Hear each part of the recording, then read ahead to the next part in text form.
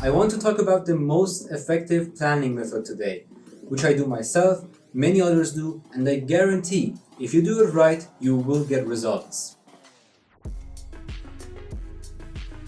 So keep going, don't give up. Let your mind be the decider here. And when you know you have to do certain things at certain time, okay, first of all, we need to know why you want to plan.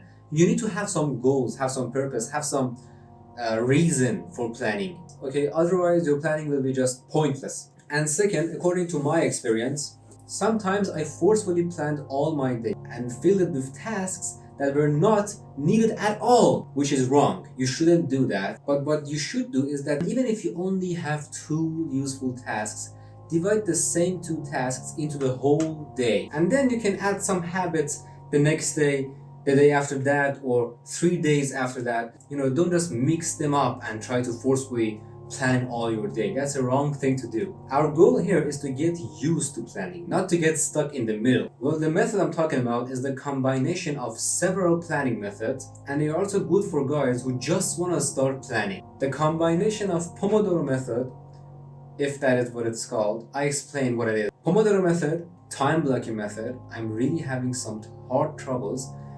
pronouncing this word. Prioritization, if I'm pronouncing it right, and involvement of the surrounding environment. Now, what is the Pomodoro method and why is it included? Well, the Pomodoro method is you, for example, work for 25 minutes, rest for 5 minutes. Again, work for 25 minutes, rest for 5 minutes. And this goes all day. So I just took the rest element from this method. That's only what we're going to do. So I believe resting between your work is good because of 2 things, but I only truly believe one of them. The other one is for weak people, in my opinion. So the one that I don't believe in it is that your brain may need rest between your work, and you need rest, your body needs rest, okay? Yeah, you can rest 5 minutes between it, but if there's a scenario where I have to work 3 hours without rest, I would do it because I don't care how hard it is. I'm just gonna do it anyways. Now, the other reason that I believe in it is that if you have a behind desk job like me, where you have to stand up every 20 or 30 minutes and do something, okay? You shouldn't just sit down 3 hours, 4 hours, 5 hours, because for 2 reasons. It's bad for your body, you kind of became lazy, and it lowers your testosterone levels. So what I do is every 20 or 30 minutes, I stand up and do push-ups, like 10, 15, 20. Now I do this mostly with a goal that I have in mind. My goal is to do 100 push-ups every day. So I can either do 100 push-ups in 1 hour, or I can divide them into my whole day. And that is why Pomodoro method is included and why it's important. God damn it, this fucking word again. I can't fucking pronounce it. The prioritization method is very clear. You just need to prioritize the works you need to do. And this way, it's even very clear for yourself that what tasks you should do right away and what tasks you can, ignore them if something emergency came up. Okay, so it's very clear that what you should do in this method, you just need to prioritize the tasks you have, okay? And I want to say something. Don't be too sensitive here, okay? Like, if you forgot to write one task, don't just think with yourself that your plan is all messed up because you forgot one task, okay? A, I can guess that task wasn't important because you forgot it, and B, you can always just put it somewhere in your plan again, or I don't know, replan, okay? Nothing big is gonna happen. So don't be too sensitive with this stuff. Okay, let's get to time blocking. Time blocking means that you set a specific time for all of your tasks. It's that easy. Like, for example, from 12 to 2 p.m., gym. From 2 p.m. till 3 p.m., lunch. From 3 to 5, working on my project.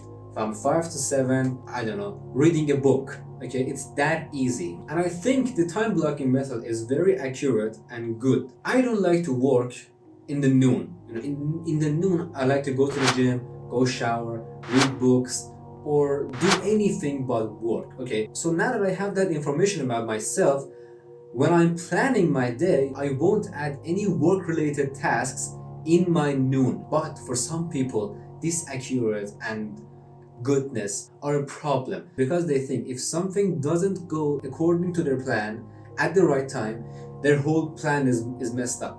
Bro, you shouldn't think like that. You should just simply sit there and say, okay, my plan is a little messed up right now. I am 1 hour late. Let's say you're 1 hour late to do one of your tasks. Okay, so you can do two things actually. The first one is that you should move all your tasks to 1 hour later. Like if you have to go to the gym at 10, you go to the gym at 11. If you have to work at 12, you work at 1. And another thing that I mostly do is that when I'm time blocking, I always have 2 hours free in my plan. And that 2 hours is always from 10 p.m. to 12 p.m. So let's say for any reason I missed one of my tasks from 11 to 12 p.m. So it's simple, I just put that one task in my free hours and then I do it then. Now if you remember, I said the surrounding environment. That means try to arrange the environments around you in such a way that it helps you to do your work. Like I have a whiteboard right here. Now I wrote something entirely else on that whiteboard, but in my first days when I was planning my day, I always wrote my plan on my whiteboard. So anytime I just entered the room, I just saw it. It was like in front of me, and that was like a reminder to me that hey, you need to do this at this time. Don't forget it, and you have to do things like this. And also, surrounding environments means another thing. Like for example, don't study in bed. Bed is a comfortable and very soft place, okay? I remember when I was going to school, I always studied in bed. And that day I was so tired that I had to take a nap. So arrange your surrounding environments and understand your surrounding environments. So I almost said every method, and how you should do it is easy. You should first prioritize your tasks, all of your tasks, and then time block all of them with the Pomodoro method. Do not forget the Pomodoro method. It is extremely important. And the arranging environments is just simple. You just have to arrange everything, and understanding is very simple. Now, one thing you should do, you should always plan your day the night before. You shouldn't plan your day in the morning. You shouldn't plan your day in the noon. You should plan your next day in the night. In the night before that day. Why? Because when you plan all of your day the night before, when you go to sleep, you know what you should do. You already have it all planned. Okay, you know when you wake up, you should do this. After that, you should do that. After that, you should do that. And when you know you have to do certain things at certain times, you just sleep well, you just sleep good and well and comfortable. So it's very important to do it the night before. Now I need to mention that this plan is for amateurs. It's a very good plan for amateurs. I've done it, I still do it, it's very good. I don't have anything to say against it, but let your mind be the decider here. Don't just take my words as a very strong reason. You should just go see, maybe there is a better planning method for you out there, right? I'm just saying that what helped me, because I deeply love to help people. I'm just saying that what helped me, and I'm just sharing it with other people so it might help you too. I am going to make some videos for guys who want weekly plans, monthly plans, yearly plans. Why am I saying plans? Weekly plans, monthly plans, yearly plans. The last thing is that just to keep going. Don't give up. Don't give up. Don't stop in the middle of the way. Even if it is hard, do it. Get used to it. Okay, it's very important that for you to get used to your mind, get used to your body. It is very important for you to do those things. I sincerely hope my video helped you even a little bit, because it makes me happy and it makes God happy that I helped you. And don't forget me, we will see each other soon.